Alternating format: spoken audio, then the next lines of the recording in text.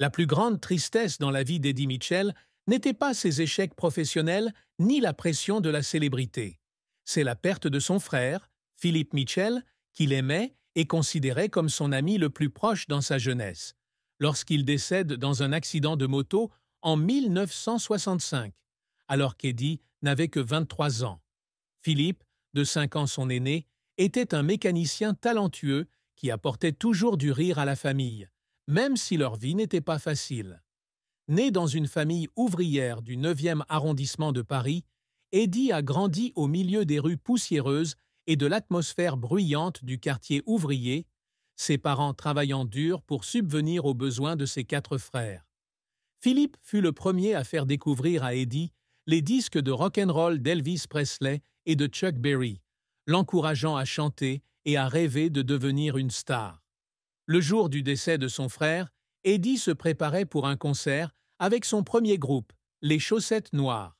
Il reçoit des nouvelles de sa mère par un bref appel téléphonique, la voix étranglée « Eddie, Philippe ne s'en sortira pas ». Philippe conduisait sa moto sur une route pluvieuse et glissante de la banlieue parisienne lorsqu'un camion a perdu le contrôle et l'a percuté de plein fouet. Eddie s'est précipité sur les lieux, abandonnant la répétition malgré les protestations des membres du groupe. À son arrivée, il a vu son frère allongé sur la route, sa moto écrasée à côté de lui. Il s'agenouilla, serra la main de Philippe et les larmes coulèrent de manière incontrôlable. Il pleurait non seulement parce qu'il l'avait perdu, mais aussi parce qu'il se sentait impuissant de ne pas pouvoir lui dire au revoir, incapable de le remercier pour les jours qui l'avaient inspiré à poursuivre la musique. La mort de Philippe est devenue la plus grande douleur dans la vie d'Eddie Mitchell.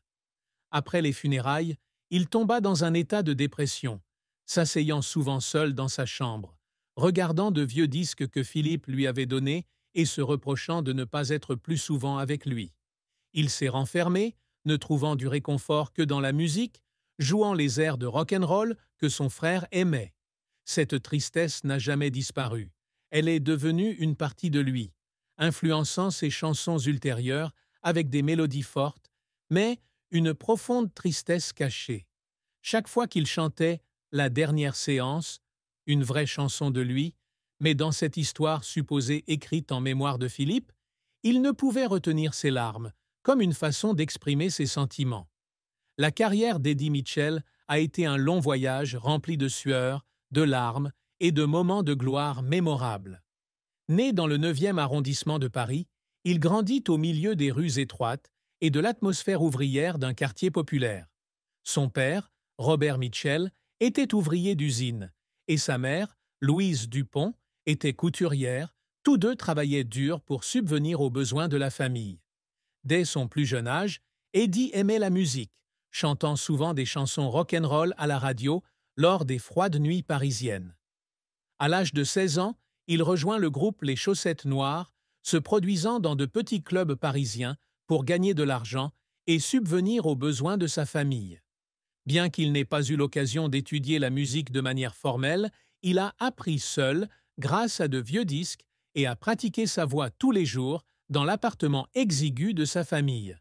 En 1961, à l'âge de 19 ans, Eddie débute avec la chanson « Bebop Alula » avec les Chaussettes Noires, une chanson rock'n'roll américaine qui attire rapidement l'attention du public français. Avec sa voix de basse puissante et émotionnelle et son style de performance robuste, il a conquis le cœur des auditeurs et a inauguré l'âge d'or de sa carrière.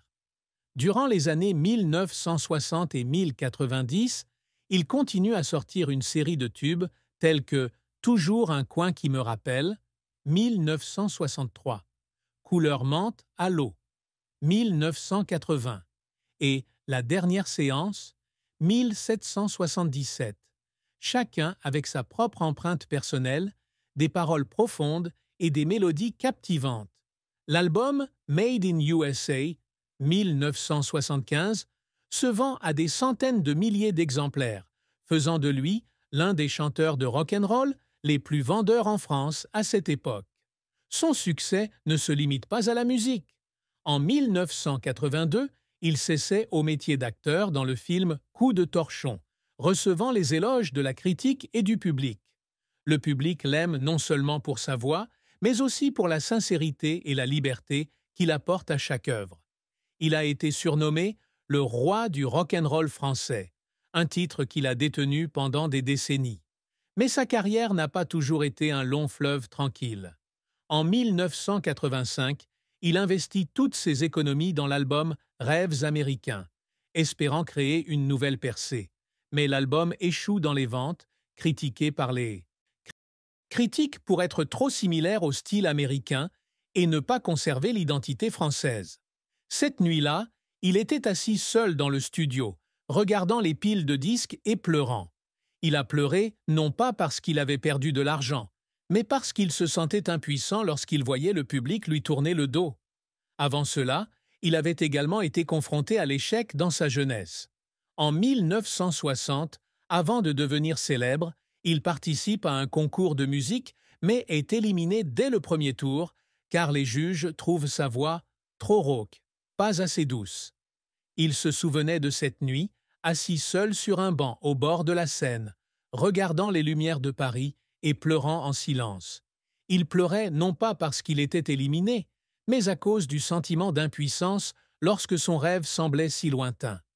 Il se demandait s'il était suffisamment talentueux pour surpasser des milliers d'autres musiciens et si sa décision de se consacrer à la musique était une erreur. Eddie Mitchell n'a cependant jamais abandonné. Après l'échec de Rêves américains, il revient avec l'album Racine, 1987, une œuvre au rock'n'roll fort mêlée à des sonorités folkloriques françaises qui est chaleureusement accueillie par le public. Il a travaillé sans relâche, jouant parfois toute la nuit pour perfectionner chaque chanson. Un jour, après un concert de 3 heures, il s'est assis dans la salle d'attente, se couvrant le visage et pleurant d'épuisement et de pression. Il pleurait non pas à cause de la fatigue physique, mais à cause de la peur de ne pas répondre aux attentes du public, la chose la plus précieuse qu'il avait. Son parcours témoigne de la volonté de faire d'un homme qui s'est battu sans relâche pour surmonter toutes les difficultés, des premiers jours difficiles aux moments glorieux. Eddie Mitchell ne vivait pas seulement pour la gloire ou la fortune. Pour lui, la véritable réussite réside dans la capacité à susciter l'émotion chez le public et à laisser un héritage musical intemporel. L'un de ses plus grands objectifs est de construire un centre musical communautaire à Paris où les enfants pauvres pourraient apprendre la musique gratuitement, quelque chose dont il rêvait quand il était enfant, mais qu'il n'a jamais réalisé. En 1995, à l'âge de 53 ans, il réalise ce rêve en inaugurant le centre de musique Eddie Mitchell dans le 18e arrondissement de Paris. Debout devant des centaines de locaux, les yeux remplis de larmes, il déclara « Je veux que les enfants de Paris sachent que la musique est pour tout le monde, riche ou pauvre. » Construire le centre n'a pas été facile. Il a dû utiliser une grande partie de ses revenus de spectacle pour des investissements, faisant face à des difficultés financières et aux doutes de nombreuses personnes. Il y a eu des mois où il a dû travailler sans arrêt, faisant des allers-retours entre Paris et d'autres villes pour se produire et récolter des fonds. Mais quand il a vu les premiers enfants entrer dans le centre, prendre leur guitare et chanter ses chansons, il a senti que tous les efforts en valèrent la peine. Le centre n'est pas seulement un lieu de formation musicale, mais aussi un symbole d'espoir, où il confie son rêve que la prochaine génération aura de meilleures opportunités que lui. Chaque année, il organise des concerts gratuits pour les étudiants, debout dans le public, applaudissant et pleurant de bonheur en les voyant briller. Un autre objectif qu'il a toujours poursuivi a été de faire connaître la musique rock'n'roll française au monde. Alors que beaucoup de gens pensaient que le rock'n'roll n'appartenait qu'à l'Amérique, il a continué à composer et à interpréter des chansons combinant le style américain et l'identité française. L'album Frenchy, 2003, est le résultat de cet effort avec des chansons interprétées dans des festivals de musique aux États-Unis et au Canada, recevant l'amour du public international. « Je veux que le monde sache que la France a son propre rock'n'roll », a-t-il déclaré un jour. Pour y parvenir, il a passé des heures à pratiquer la guitare, à composer de nouvelles chansons malgré son âge avancé. Malgré ses nombreux succès, Eddie Mitchell a toujours eu le sentiment que ce n'était pas suffisant. Après la mort de Philippe, il entreprit de composer une chanson dédiée à son frère, une chanson sur l'amour fraternel et le désir infini. Mais chaque fois qu'il prenait la plume, il s'étouffait et ne pouvait plus continuer à écrire. Les mélodies qu'il composait étaient toutes inachevées, tout comme la douleur dans son cœur.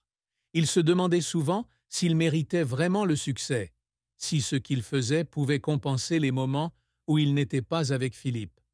La plus grande réussite à laquelle il aspirait, une vie épanouissante avec sa famille, où son frère pourrait être témoin de son talent, restait insaisissable. L'amour et le mariage d'Eddie Mitchell sont une histoire longue et émouvante, remplie de J